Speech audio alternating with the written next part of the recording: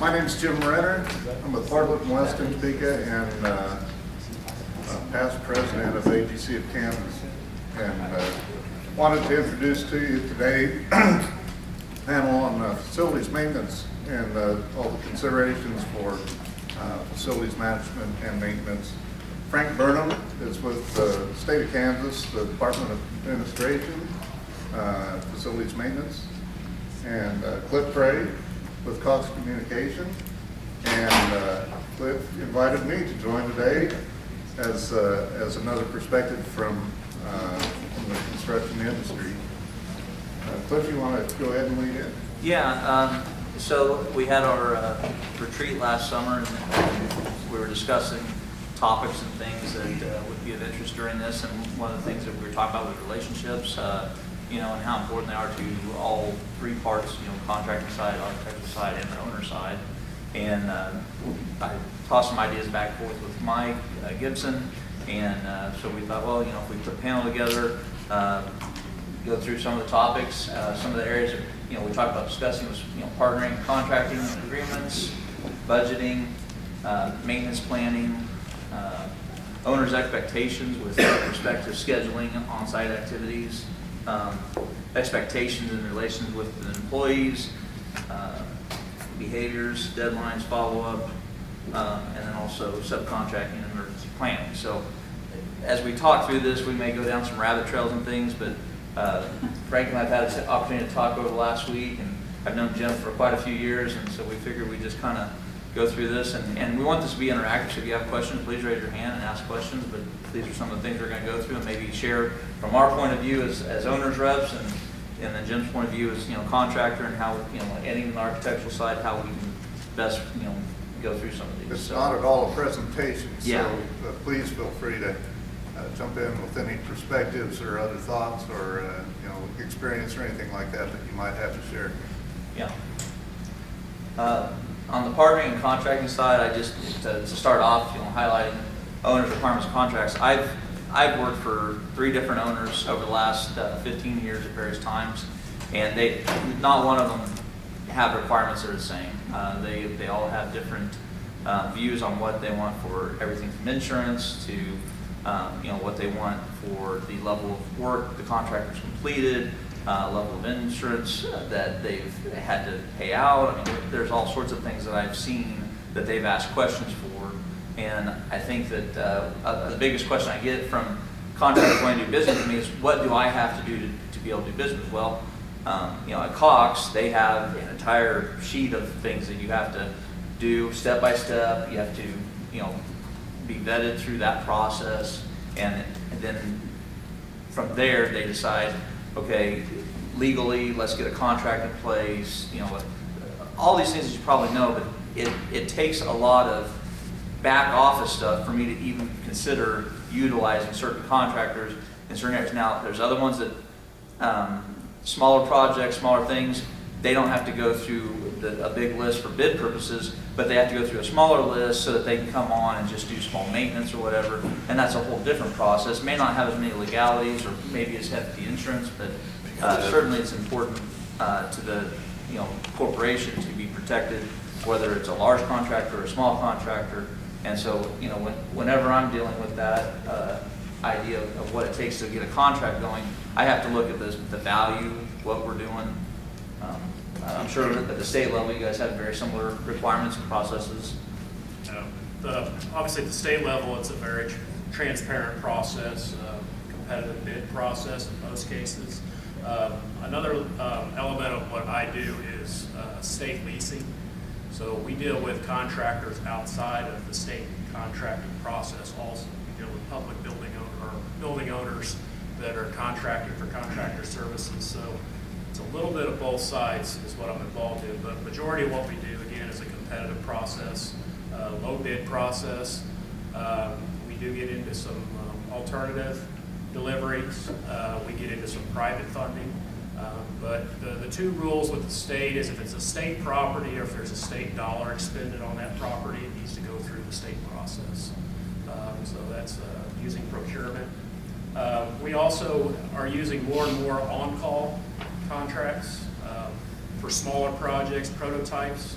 Again, That's a competitive bid process. We go out, solicit, put it in the Kansas Register, people submit for it, are shortlisted and selected, and that gives us a conduit by which to deliver projects faster and easier and quicker. It makes it easier for our state tenants. So there's a lot of varieties in the way that we can contract with different contractors, and in my particular position, I'm involved in a lot of those different ways. So sometimes you got to remember which hat you're wearing on a particular day when you're answering those questions. Well, my experience in this realm is mostly been on larger facilities maintenance projects that are packaged into a larger project, full budget, and competitively pursued. In my experience, it's usually been in a qualification selection process based on qualifications fees and things like that. Although I have been involved in some on-call work that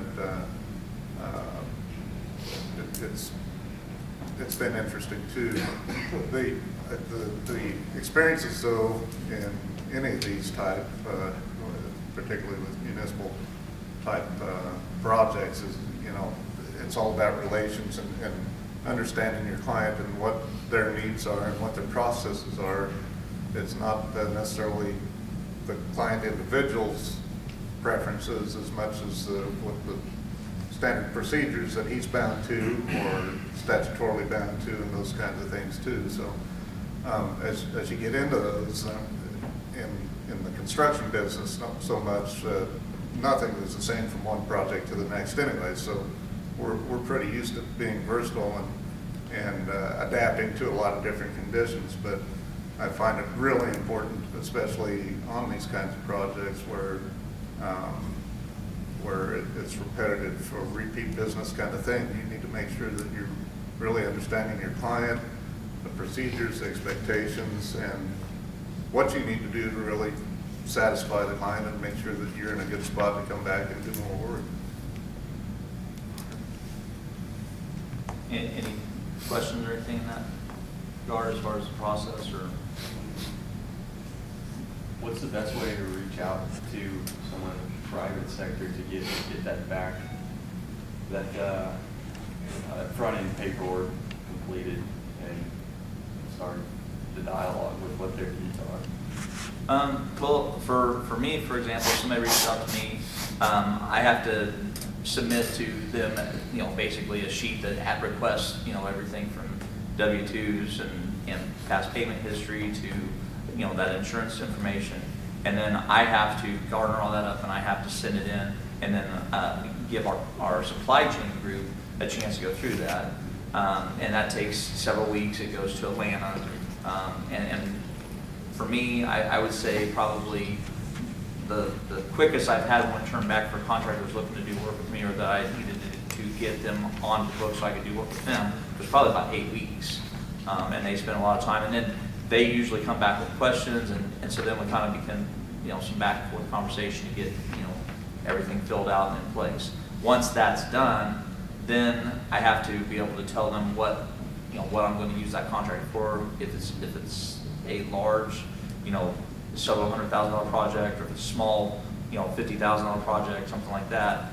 And then they have to see, okay, well, if this is a new contractor, have you bid it out to other contractors that we already have gotten into doing business with, and then kind of see how that goes. It's not an easy process. I mean, Cox is a very large, you know, billion-dollar, multi-billion-dollar company, and so they have a lot of different ways that they do business, and they do it from coast to coast. So something we do here in the Midwest may be different from what they do out in the Southeast. So I've had to kind of learn to adapt to that, but it is a process to go through, and I certainly, you know, have to follow their rules as far as how they want me to get a contractor on board for doing business with Cox. They don't have any set requirements, which is good, I think, because they're willing to entertain all, but they don't always require that I have to go and get a bid from this one particularly or that one. I can kind of pick and choose based on somebody's expertise, and that's part of the thing, is that they expect me to know the contractors in my areas, because I manage 4 states, so I have to kind of know, well, who can do the work here, who can do the work there, and then bid those out, and then I have to turn those into supply chain as well, so. And I'd add too, with the state, there's a contractor pre-qualification process. It's been in existence for many years now, so probably everybody on here is on that list. But in recent years, we have changed kind of the renewal process. It's the obligation of the contractors to make us aware of any changes in your business, tax ID numbers, or anything that might prohibit you from having your bid excluded. So it's one of those things that you need to keep in contact with the state, keep your information up to date, to make sure you're in good standing with the pre-qualification process. That's one of the requirements of any of our competitive bid projects. Specific to that. On budgeting, you know, I've sat down the last couple of years and went through with my team what we're planning to budget for the next fiscal year. You know, we have our wish list of items, we have our, you know, our definite have-tos. We put together a fairly large list, both of the last 2 years I've been there for this process. We then have to kind of break down what, you know, what becomes uber important and what's, you know, kind of just, you know, our waving our wands saying we'd really like to get this but not sure. And then those things go into kind of a, I call it a think tank, but they then discern, you know, not just my area, but the other states that they're located in, what's more important. If we have a new building project going on in another state, that's going to maybe trump me getting, you know, new flooring and stuff going on in another building of mine that's, you know, still got some life left to it. And so you know, I don't always see everybody else's area, but I know what I have and I know what I've got in order. And so they'll go through there and they try to definitely spread the budget evenly, you know, based on what the need is in the various areas. Previous companies I've worked for, it was kind of one of those things where if this was important right now and something else came up later that we had to pull budget or something like that for, we would shift gears and say, okay, we're going to finish this project, we're going to aim to do this next. It definitely could be something that, you know, popped up, such as, you know, a expansion of a building or something like that. We pulled funds from something we were working on, finished up what we needed to get to a kind of an end, and then we budget somewhere else. But that budget is fluid, is what I'm trying to get at, in that we set a marker out of what we'd like to get done. We have a plan of what it is, but business changes year in and year out. I mean, the economy in our last couple of years has definitely taken some up and downs, and a large business like Cox definitely sees that and makes adjustments based on what's going on out in industry. And then they pull projects in, they change business because their business has to adapt to what's going on out in the world. And so I have to be ready for that with my projects, because where we thought we may be having something go on here with adding head count or something like that may not be as important as, well, we really need to add it down in this sector because they're growing and they're seeing that. So when I start my budget, I have to keep in mind I have all these things that I want to try to do, but there's only so many dollars I'm going to get to truly work with. And that is where I kind of reach out to my contractors and architects is, what can I do this for? Make sure I have good numbers and bids, that I planned for all of the things that could come up. And then I may have to pull that one back, put this one out, depending on what dollars I get awarded. I know what my budget was last year. I didn't get, you know, probably 50% of what I asked for, but what I did get, I'm now marching down the path working on those. And then what I needed that didn't get approved for last year, it'll be on the end of this year's budget, and I'll plan it for 2019. So that's kind of how we went about it as far as setting our budgets up. You know, and then you have your capital and expense side, which we can get into later, but you guys probably do something similar? State's very similar. All state agencies follow the same process. We all prepare a 5-year capital improvement plan. Those plans are submitted to the Joint Building and Construction Committee. Those are either approved or disapproved. We put enhancements in there for specific projects, large projects. I can tell you in most cases those are not approved. So we end up anticipating that we're going to get maybe 60% of what we're asking for. From there we have to prioritize how we're going to spend that money. So we will, our larger projects, we'll usually end up phasing things. For example, the Landon State Office Building, the window replacement was a $2.5 million project. It took us 3 years to complete because we were just chipping away at it as we could afford to do it with operations funds. I think the transportation universities are in the same situation. We're just trying to do what we can with what we get. The committees are very receptive. They understand deferred maintenance is a big issue, but nobody stepped up to contribute and find a way to allow us to take care of these issues. Everybody wants to do a new building. Nobody wants to take care of the old buildings. People aren't volunteering and donating money to rehab the old buildings. So we struggle with that. As Cliff said, we do a lot of shelf-ready projects. We have to spend our money between July and July. So, and even backwards from there, those contracts have to be in place by, I want to say it's the end of May. Every year it gets earlier and earlier. So we have to have everything designed, bid, let, and awarded by that cutoff date. So then we're hitting the summer and things are moving, and we're up against competition with schools and everything else. So it's just an ongoing cycle every year of not enough money to do what we need to do. Where do we get the most bang for the buck? How do we take care of the large deferred maintenance issues? So it's a constant struggle, and I can speak for the Department of Administration, the Capitol Complex. We have about 2 million square feet and 5 office buildings and a state house that everybody still thinks is new. It's 15 plus years old and it's starting to show its age. And so I ask for money for the state house and they give me that look, and it's like until their door is falling off the hinges, they don't understand that you got to keep these buildings up. So we're constantly preaching to the legislature that we need more money to take care of these projects, and we need their assistance. So it's an ongoing struggle in the state. And I think that's true of any facility. I mean, the buildings, they get weathered, they get beat up, they get used. It never seems like there's near enough to go around and fix the things that need to be fixed. And then on top of that, if you add any headcount or change the way that that's part of your business is doing something, you've got to have funds to be able to modify that. And you always seem like you're asking for more at the well, so to speak, From what I've seen of Frank's business in the past, the politics of it all, there's a lot of ebb and flow and funding of the budgets for these projects that you have planned 5 years out, and the one priority may slip the next year and those kinds of things. I have a good appreciation of what you go through with those budgets. I personally, in the past, have been able to provide some consultation on budgets to help develop independent estimates, be able to provide some input on certain projects, and it's from my viewpoint, it's nothing that I feel like I necessarily will see benefit out of. These projects usually are ones that I don't see that I'm going to necessarily be competing on, but they can go a long term. You get the good information, and it gives the good information that probably changes some directions to look at things a different way. One instance, and there's a lot of politics involved in this one, is demolition of the docking building consideration.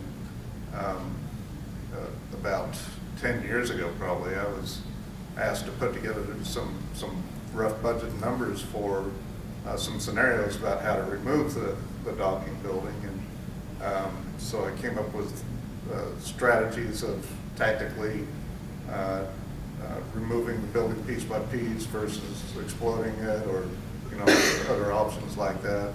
And I did a little research. I was checking with some of our estimators, and they said, well, we're looking at that again, and they've been through that about a decade before. So it goes up over a long period of time, and especially here recently, it's just become more political about, okay, what are we going to do with docking? But that's a big example of what even the smaller budgets, the smaller projects that Frank has to deal with. And, from the contractor's perspective, though, I think that's the value that we have really for working with a public entity like this, is to be able to have those relationships where you can be counted on to be able to provide information without necessarily seeing the benefits of it, but it's good for everyone involved. It's a good collaboration of efforts anyway. Yeah, I don't think a lot of them truly have a realistic idea of what things cost. When we put our numbers out there and we put all the overhead and all the additional cost expenses to face, and we got to bring someone like Jim in or something, because they don't want to hear it from someone that works for the Department of Administration, I can tell you that. So it's And then we make it worse, great. probably. And you're always educating a different group. As you know, there's the turnaround, so you've got new people coming in, and so it's like Groundhog Day. I've been there 19 years now, and it's just like, oh, how many times we've told the same story, or we've done 5 estimates on docking. So it's an ongoing thing. But whenever I get an opportunity and I can take them off, and we've done this twice this year, take them out and walk them through the buildings and show them those new windows in Landon, and show them that new air handler, and then show them how bad the roof is on this building, it starts to resonate with them. It's a group effort, really, and working with all the different disciplines in it.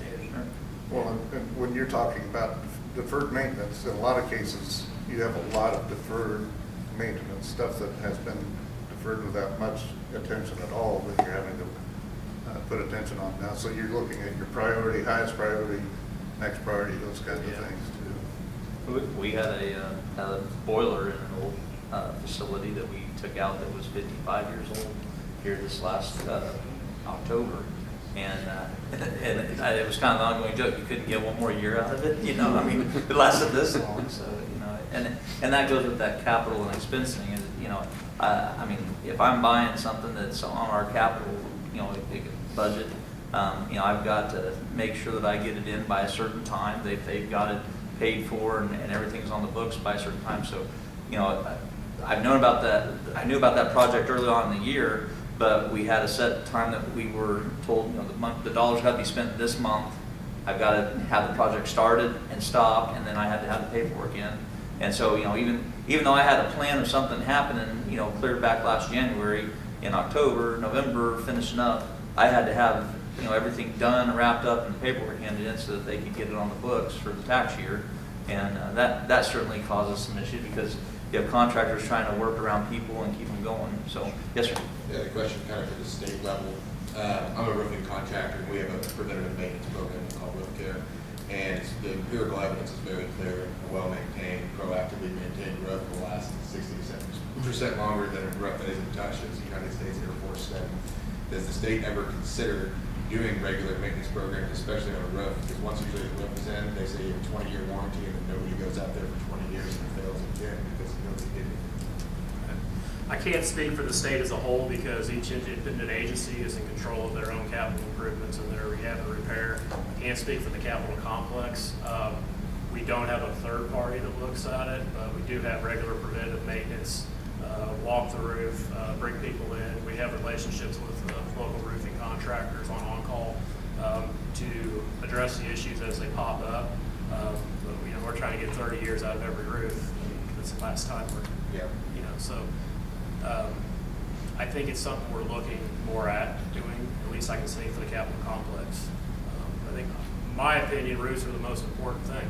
You know what the last thing they put on the capital list? The roof. Spent all that money on the inside, and then it started leaking, and somebody said, oh, well, now we got to replace it. I'm not. They thought it was okay.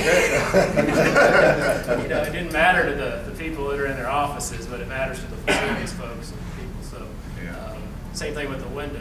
Let's change the windows out, and then let's change out the air handlers and size the air handlers for a new, more efficient sealed building. Somebody's got to be around long enough, I guess, through the different administrations to kind of be able to carry that torch and tell that story. And, right now, I guess it's me, and I hope I'm sticking around a while. But, A century, that's all we need. But yeah, one thing Cliff said too, and to build on what Jim said, was the docking building. Everybody, well, when are you going to get rid of that thing? Well, I got a new boiler tube going in there, and I've got a window of opportunity, obviously, that I got to be planning and I got to replace it. So why are you spending $85,000? I got to keep your heat on in the state house, and so sometimes you got to remind them of what you're doing, and until they make a decision, it's a long-term decision. We have to spend money in the meantime to keep things running and moving. Sometimes that's another hard sell.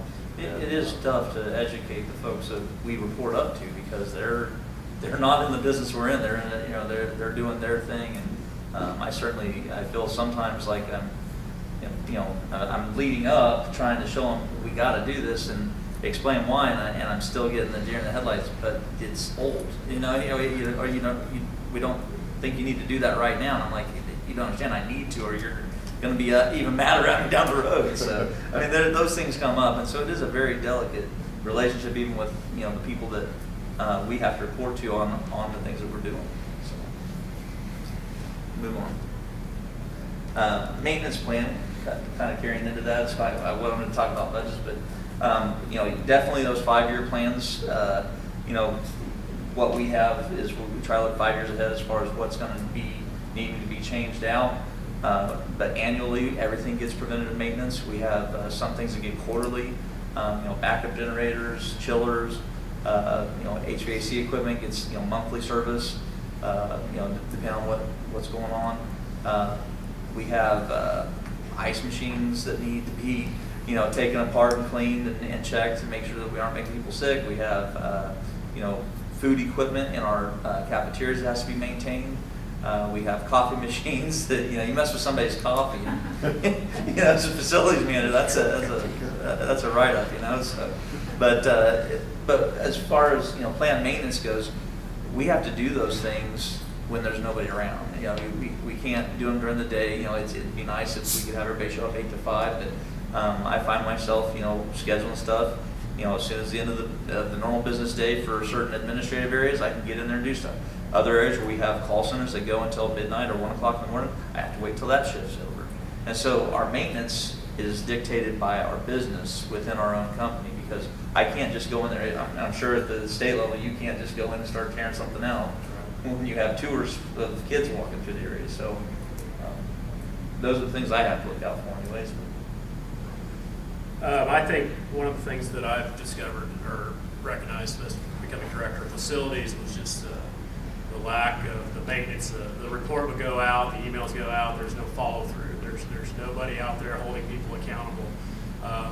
Unfortunately, at the state, we just don't pay a lot. So a lot of the people we're getting in there don't take ownership and don't.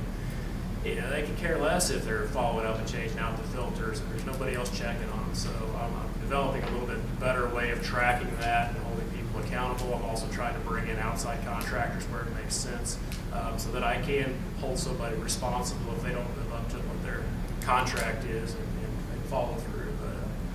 But we can do a lot better job taking care of the stuff we have and get a lot more life out of it. People can just take more ownership in what we're doing. So, that does come back to wages. That comes back to what you're paying and experience. And the people we train up and the people that are good leave and go work somewhere else and make more money. So the state is just one of those, unfortunately, situations where it's hard to retain and keep and recruit. Very difficult. And maybe like what you were talking about with your roof, program. I mean, technology certainly has helped a lot. We have a ticketing system. People can, let us know, hey, this is acting up or something's going haywire here, and we can respond. But even then, we're starting to see where we can put certain data into a program, and then it can let us know, hey, you need to have all of these fire extinguishers checked, and it happens on this day, and we put warnings in ahead of time, or even just somebody going up and checking the leaves on the scuppers underneath some of the trees to make sure that they're not plugged up, so we don't get a leak back in the building. I mean, we've set some kind of strange things in there, but it's stuff that we know we need to check for occasionally, and it's nice to get those little reminders so that we don't having a bigger issue.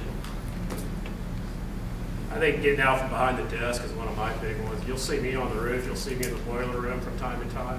I expect that of my deputy directors as well. I expect them to be out there seeing what's going on and holding people accountable, and then people start to respond a little bit better when they know that they're being watched and that the people above them that are managing them have an interest in making sure that everybody's successful. So that's kind of been one of my principles.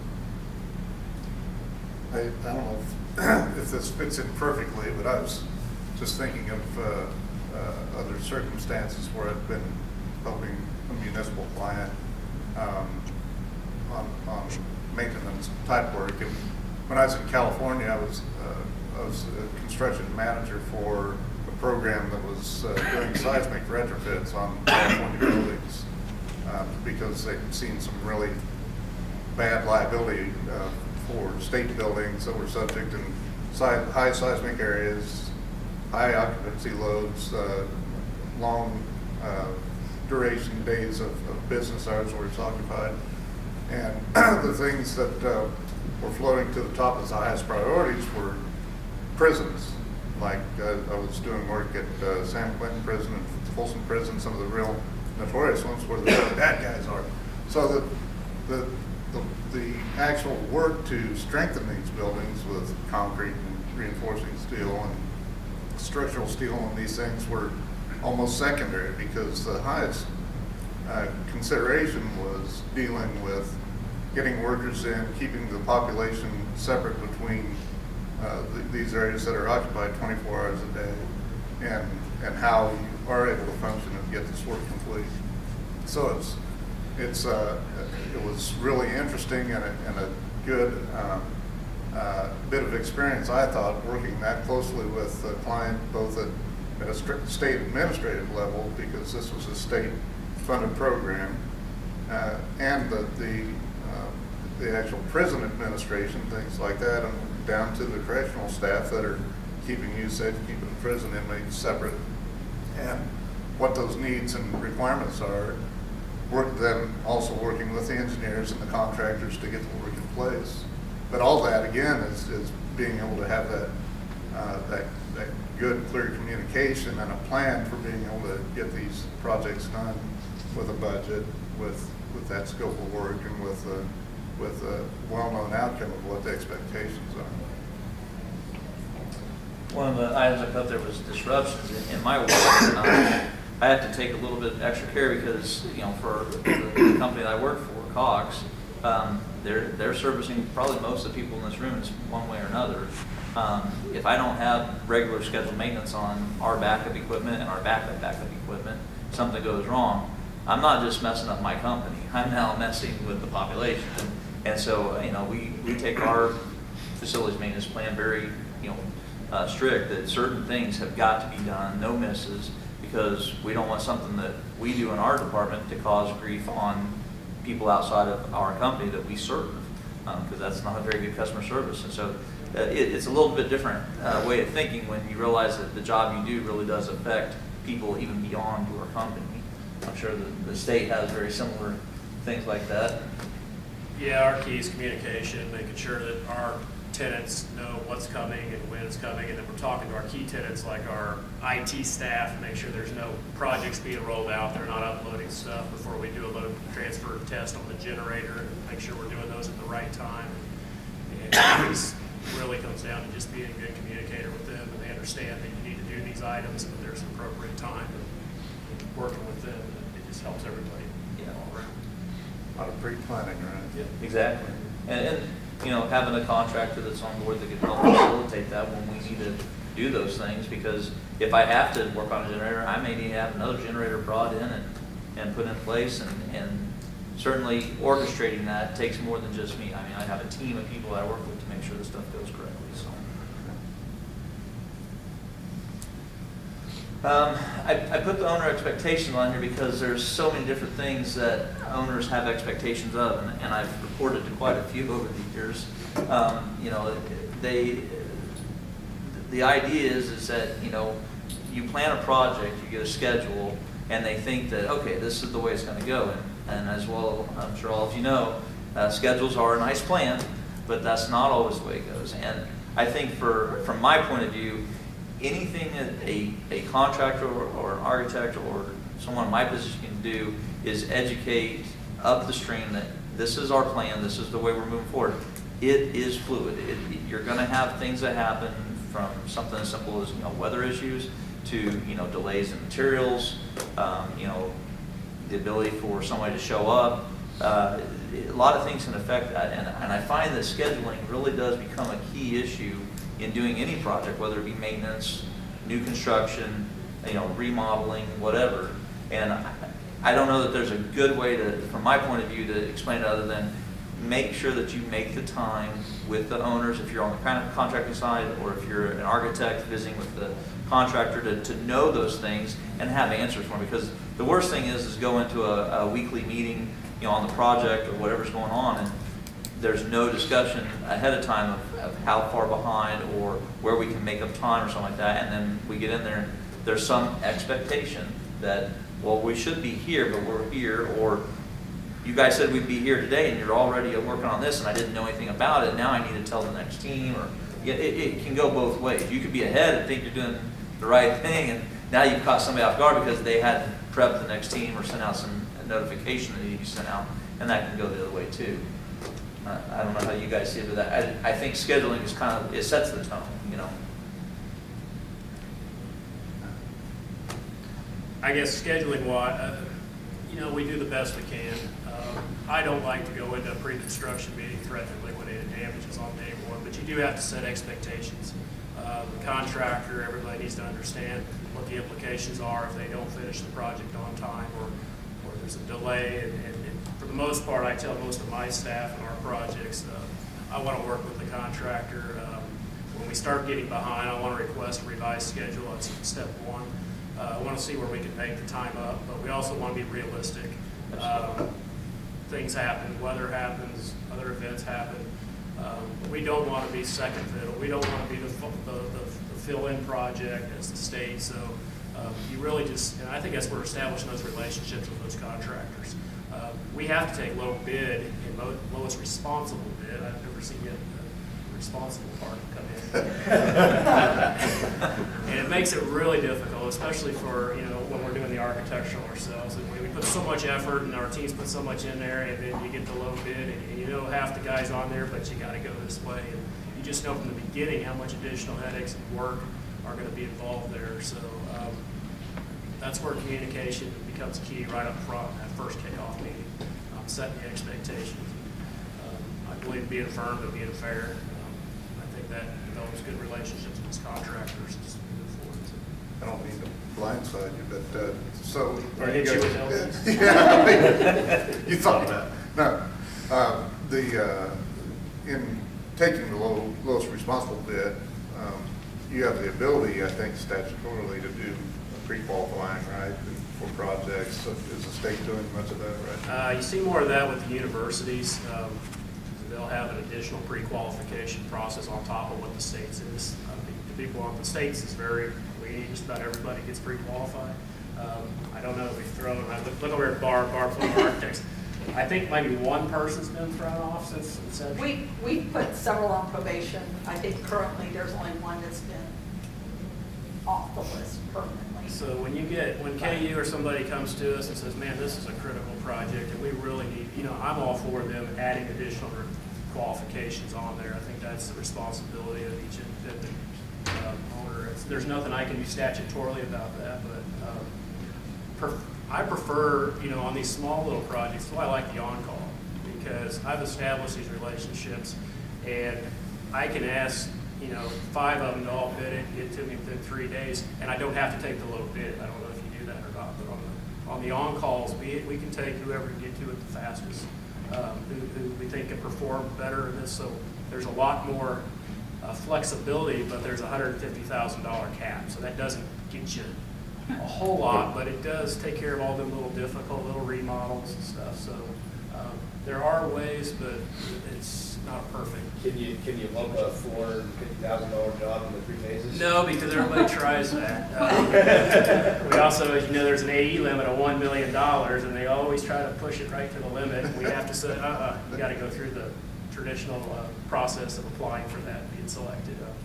As far as expectations, I mean, I think that our industry as a whole does a very bad job of, there needs to be expectations discussed up front by both parties. I mean, the contractor needs to tell the owner what their expectations are, what they need to be able to be successful and in turn have a successful project for the owner. And I think, you know, we lose sight of that sometimes and don't do as good a job as we should. And I think sometimes as a contractor, we're focused on, you know, meeting the owner's expectations, and sometimes we don't understand that we need to be vocal about our expectations too, so that can be successful. Yeah, I agree with you completely, Scott. I like to, in those kinds of projects, I like to have a good, comprehensive kickoff meeting agenda that you go through those, looking at each of the stakeholders' expectations and procedures, really, to make sure everyone understands. And be able to get verbalize some of those things so people have a better understanding, some empathy of what to expect in a project. I think feedback and evaluations are a critical piece that we're just lacking. Our qualification system would be pretty effective if we had data in it, but everybody's worried about getting that project done, or we're running late, and so when we go through the closeout, very seldom are we doing those evaluations. And even if the contractors would request an evaluation for your own self-interest in how did we do, I think the only time I see an evaluation is when we had a bad one. You know, we need to have the good ones in there too, and I think we can start to use that information to kind of help develop it, and then decipher who is the best qualified contractor based upon this, instead of looking at just the dollars. So I think there's a lot of work that can be done between the industries.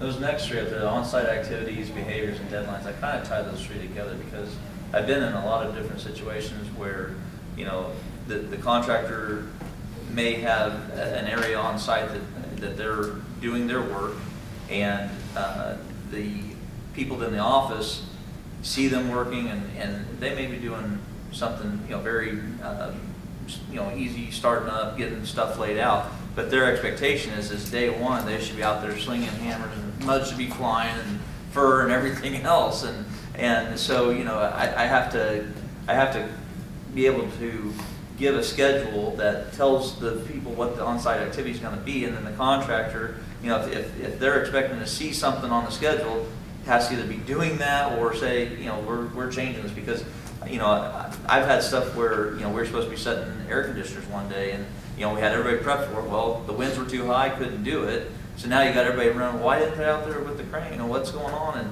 And we had to stave it off. I've had sign boxes come down, and we had to put them back up, and we had to mark off a whole section of parking lot, and nobody knew about it, and that's a whole different issue. It's that expectation that what are they doing on site?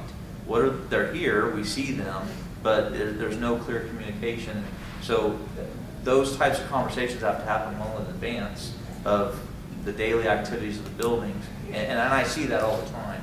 And then the behaviors, when on-site activities are happening, what the contractors' crews are doing is being watched by everybody. They're like fish in a bowl, and they're just it gets anything that's a misstep or problem gets reported around the circle before it ever gets to me, and I've seen that multiple times too. And then deadlines, if they're supposed to have been cleaned up and out of there by a certain time and they're not, oh my gosh, the world's coming to an end because they're supposed to be done on Friday and it's Tuesday of the next week or something. So those three things, a lot of pain points can be helped if there's good, clear communication and understanding of what those things look like.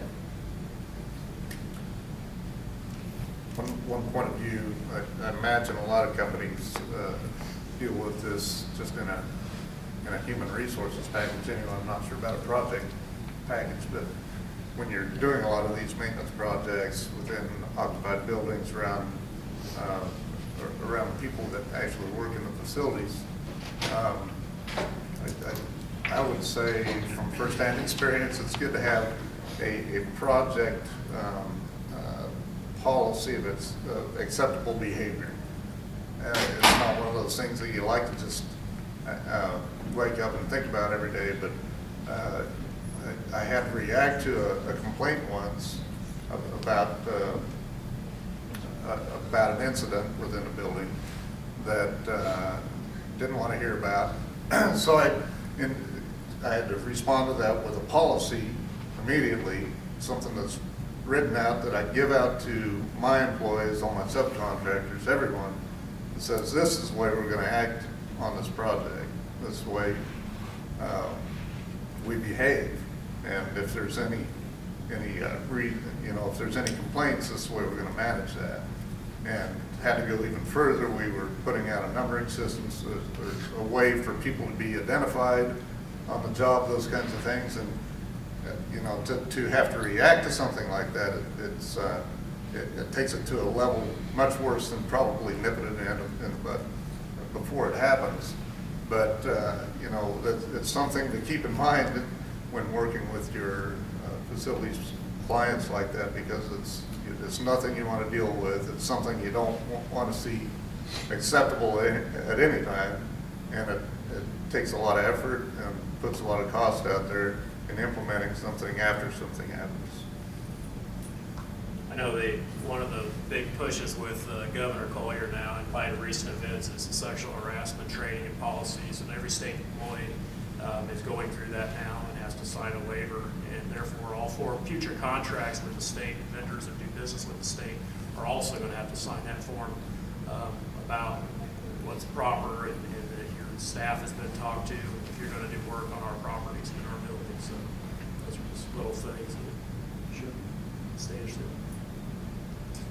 On the completion and follow-up, you know, I've worked on a lot of projects where we're all done, you know, the heavy liftings, you know, the work has been completed, and we're down to, you know, we got a little touch-up over here, there's a tile over here, there's a scratch on this over here. Those things are the biggest irritation, because honestly, I could probably walk through an area and not worry about it, but somebody up above me that is very passionate about that project or it's in their area, that is like an elephant sitting in that area. They notice it, they see it, and I throw that out there as a facilities rep because I can't fix that for the contractor, and the job isn't done until that piece is there. And so how can we, and everybody said, well, you know, you do a walkthrough, you have a punch list, all these things. I get it. We probably have identified it 2 or 3 times, put tape on it, different colors tape, and then something's still there. You have to understand, when we're pushing as facilities managers, we're trying to say, hey, this isn't just a pain point for us. We're trying to satisfy whoever's putting the thumb on us that, hey, this thing's got to get wrapped up. And then follow up. You know, I've had jobs that everything looked great, 100% positive feedback, and then a couple weeks later, there's a laminate coming up, or there's a piece of trim that's not staying stuck, you know, or whatever that may be. Those then, you know, it's obviously a callback warranty issue, but the quickness and the ease of response to getting that cleaned up, you know, checked off the list, those things help make our reps above us want to invite that contractor back to do work. And I see that on a lot of projects, and I've seen that over the years a lot of times. I agree completely. We've had a lot of really successful projects end poorly just because of trying Small to close things. it out.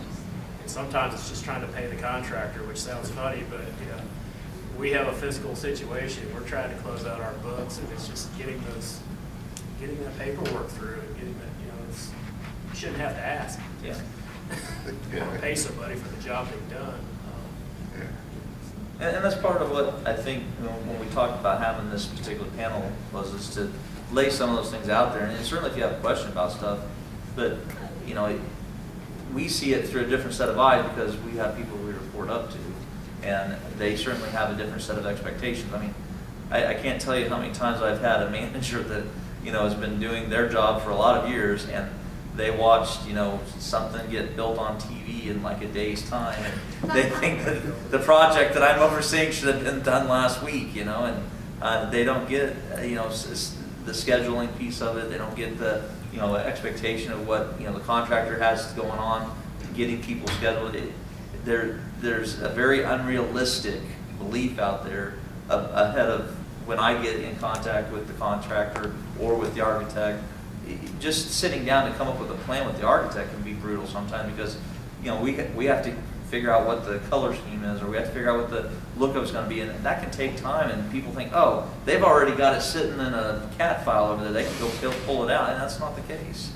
So I see that those type of conversations happen a lot, you know. So, move on. Subcontracting, again, owners have various requirements. They become just another contractor in the scope, but they're a specialty contractor, and so they have a different requirements, different set of rules that may be required by legal. That subcontractor may need to be vetted by the contractor that's doing work. Just because I've signed off on them for me, there may be a different set of rules that you need to follow. I have worked for owners that they had a very special relationship with a subcontractor and needed a contractor to use them. The other contractor said, I can't do business with them because we've had issues in the past. you know, those are things that I have to, as a facility manager, I have to then work with the other parties and say, okay, where can we get the work done? Because I'm being asked to do this and you're not able to do this. And so I certainly see those as being problematic, but workable if given the right, you know, circumstances. The, you know, architect's recommendations, I don't know many architects that, I haven't had many of them recommend subs to me, but I've certainly had them recommend good contractors for various projects, and then usually whatever subcontractors come with the contractor end up doing the work. But any special thoughts on that? We pre-qualify general contractors, but we don't pre-qualify subs. And it seems like we always get a great team and we got one bad sub, and you can create a real issue for us. But our evaluation is going to be on the contractor, unfortunately not the sub. So I understand it's a competitive bidding process. There's been a handful of times where, you know, I've literally only a handful, where I've had a substitution request after the fact. It's not something that we really approve of. You know, you obviously don't want bid shopping, but if there's a poor relationship or there's something there that's going to be detrimental to the project, we want to know about it up front so we can address it on day one.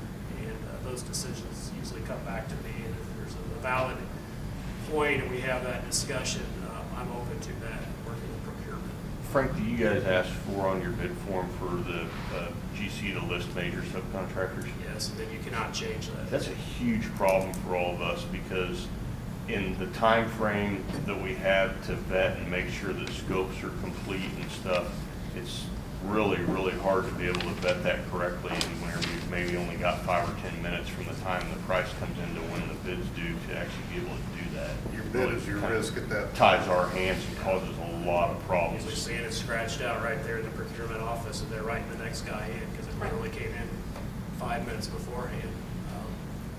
Probably more often than not, if there's any question about the scope or scope gap, you're going to someone that you have high confidence in, and may not be the low bid, and may be causing that number higher. So just a comment on listed subs. By statute, mechanical and electrical subcontractors are the only ones that have to be on the bid form.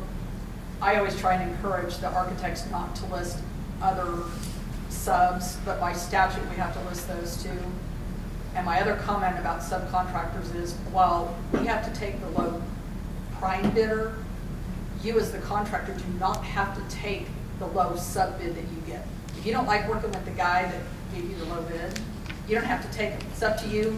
It may affect if you're low bidder or not globally. I get that, but you're not required to. So I try to do my part in keeping fewer subs listed on that bid form. What, do you know what the theory behind the statute asking for that is?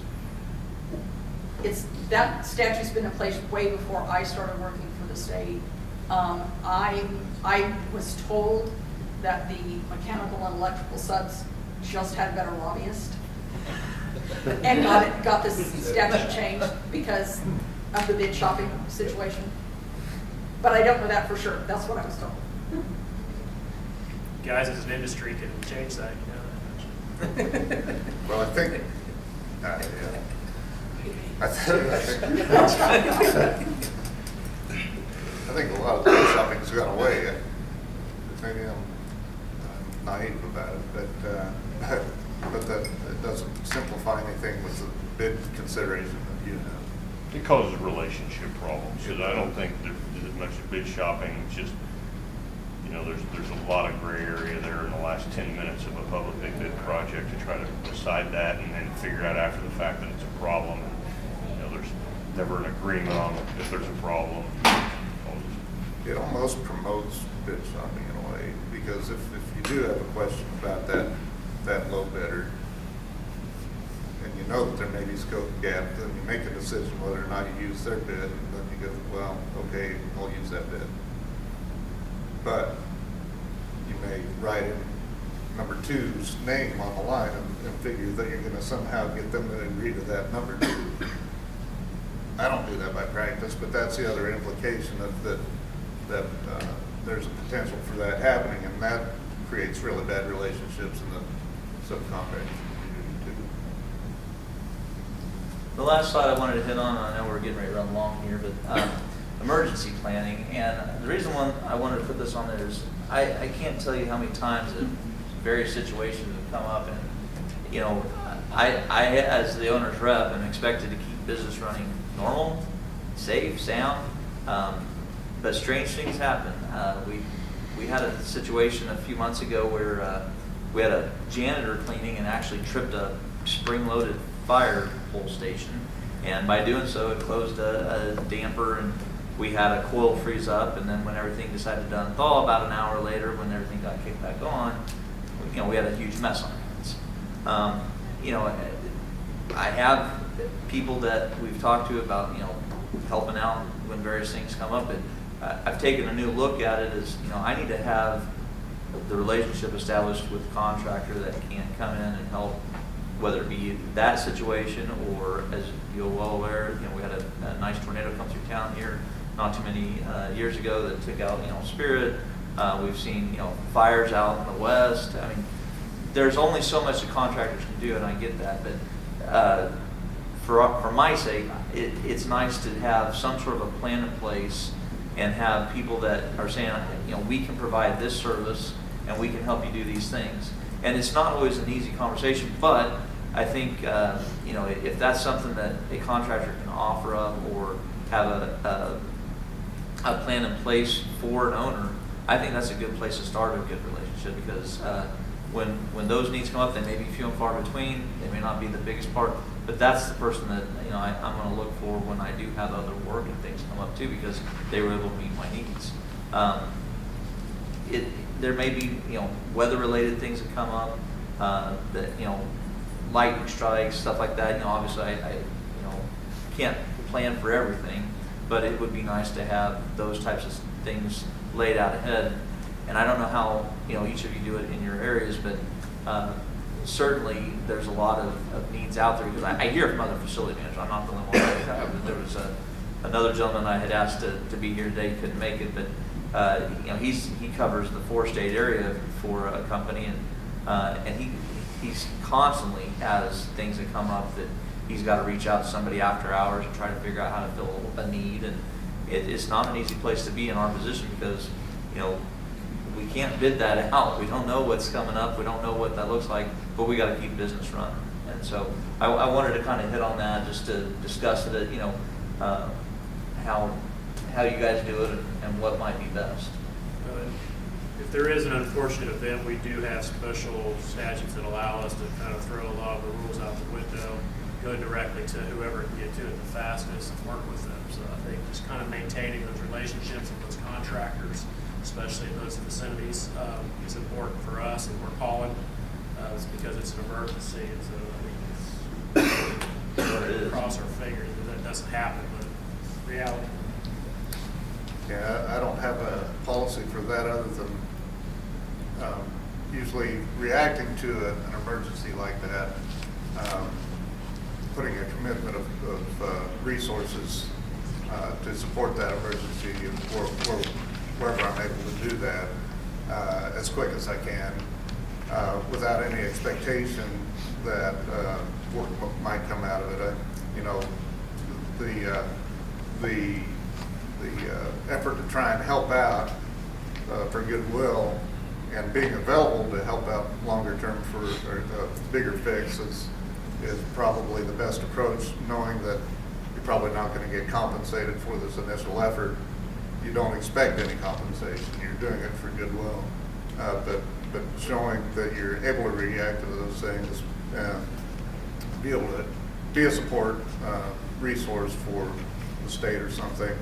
And then if it benefits them and you're able to do it, then that's good. But I think, you know, from my perspective, I need to go in there with the intent to do something to help. And then if we're able to continue to help, then it's all good.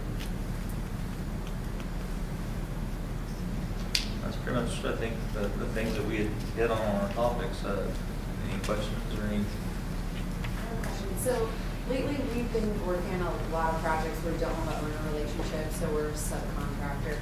And after the project is getting ready to close out, we want to schedule a meeting with the owner to say, okay, hey, here's the training you have. Usually contractor covers warranty, it's like equipment and controls, we're on that side of the house. But we want to have a meeting of like, how is are you set? Is your team set? Like just talking about doing evaluations, and I'm just trying to think of how that would work for some of the projects that we've worked on where we've reached out and haven't heard anything, and it's no news is good news kind of a thing.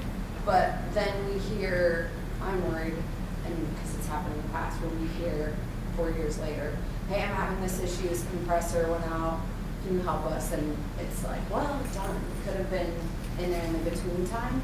And I realize there's so much on the plate of you guys, but so is there anything that we can do to be communicating or to help get from you guys before there's an emergency? Well, for us, I mean, certainly the projects that I've been a party to the last year and a half at Fox, we have, when we go through our closeout, we have kind of a sit-down session, and we make sure that we get O&Ms. We make sure that we have kind of a walkthrough with each discipline. We certainly have had some Q&A sessions on new equipment, how does this work, what do we need to do.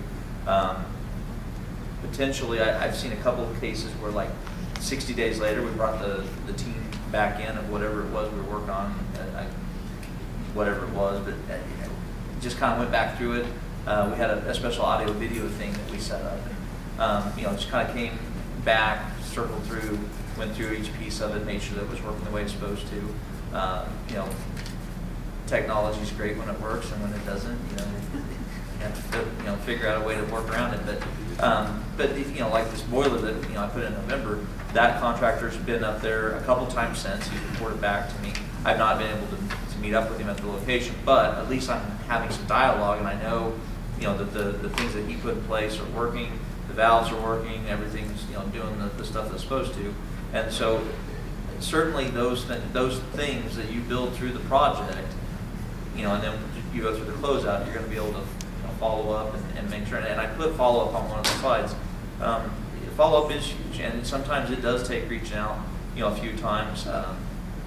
I don't know that it's something that happens regularly, but I am happy when somebody does call me and say, hey, how's this working for you? Because it's not very often that I do get those calls. I would say that if you're a subcontractor and you have a general that you're working with, to where within the O&M manuals. For us, would be under a mechanical contractor, so we're like 3 degrees. That's still, I mean, you're still a subcontractor, whatever level you're down, to where the closeout documents and the O&M manuals, and that's part of that. That if you're not getting that service, whatever mechanical contractor you're working for, request that. And even the GC should request, especially on the control side, that there should be a closeout meeting with the owner and the final end user of how those controls work. That's your place to get in and have that meeting. It's a must on the controls. Mm-hmm. So that goes back to your general that you're working with and the mechanical that. So you think if it's like a conversation between the general and the owner. Oh, Hey, did this conversation happen? We weren't a part of it. Request Are there it. any other questions? Every single job, you should request that, because that's, to me, that's, being a general and having something wrong with controls, to where, yeah, within that year's time, I want to know about it, but after that year, it's like, that's why we give O&M manuals, because they have your name and number. Right. But if it bypasses me on the control side, you get a relationship with that company, that's a way for you to get a relationship. Certainly. To keep that going. I'd say as an I'm all owner's for it. rep, I get approached by the suppliers and everybody all the time. I have no problem developing those relationships because you might be a general contractor on the next job depending on what my need is. Yeah. If it's an equipment replacement. So follow through and good relationships It's- is looking for that next job. It's that relationship building back and forth with the general. So you go out there like, need something on controls. Well, we need to get into a wall. Who are you going to call? You're going to call the general that didn't get you involved in the first place. Or you're going to call the general that's working with you and helping you build a relationship too. Right. Yeah, get Frank's business card. Yeah, I've got some cards if anybody's got questions about the state or the process. I got Barb's cards up here. We need to draw this to a close. Thanks.